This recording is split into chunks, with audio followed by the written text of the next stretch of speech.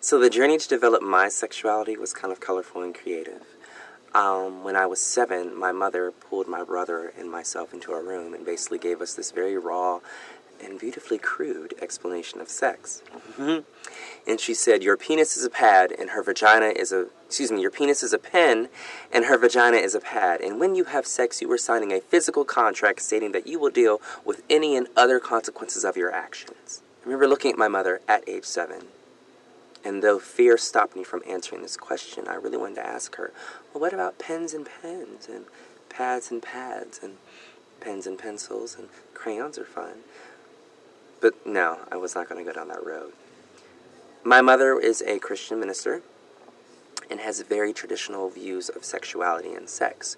And though I appreciate how bold and how raw she was with me, I don't think she was really sensitive enough to homosexuality, or she realized at a very early on time in my life that I was going to be gay and tried to pray it out of me. I learned about sex from prostitutes and drag queens, and they were some of the most powerful, informed, and amazing individuals that I've ever met. And though I was not a prostitute myself, but I would just listen to their stories, and they would talk about their experiences with STDs, and they would talk about HIV, and they would share with me, resource centers, and they put in me at a very young age, at 13. I hope my mom doesn't see this video because she would probably shudder if she knew I was hanging out with prostitutes at age 13. Anyway, I appreciated what they said to me and the lessons that they instilled in me because it helped me currently stay negative today.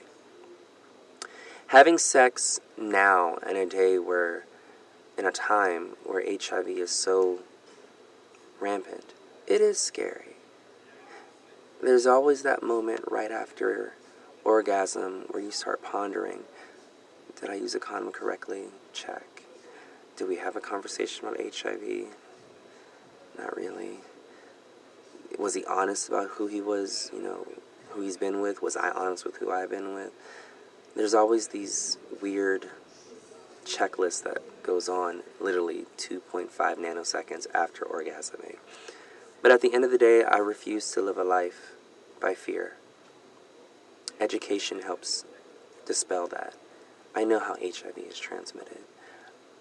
I know where the resources are. I know how to stay safe. And it's a risk. It's a risk that I willingly take every time I engage in sex.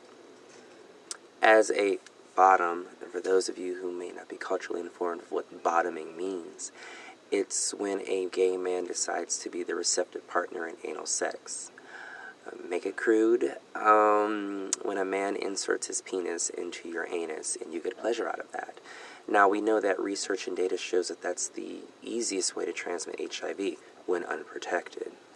However, if you're not using condoms correctly, that also plays into that. But that's not about what this question is. My sexuality developed through trial and error and a shameless willingness to be authentic. I'm not ashamed that I enjoy receptive anal sex. I'm not ashamed, when somebody discloses to me that they're HIV positive. Yes, I don't what's the word? Where you choose between two partners.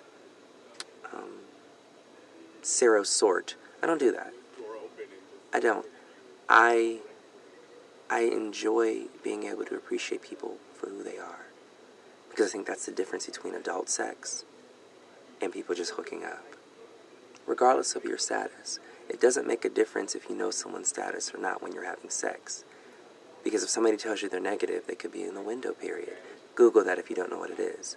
If somebody's HIV negative and they're actually HIV positive, which according to the data, 50% of new infections come from people who are unknowingly infected, then it doesn't matter if you're HIV positive or not. Just use your condoms. Know how to have sex appropriately so that you can have fun. That's what I live by. Smooches and sparkles.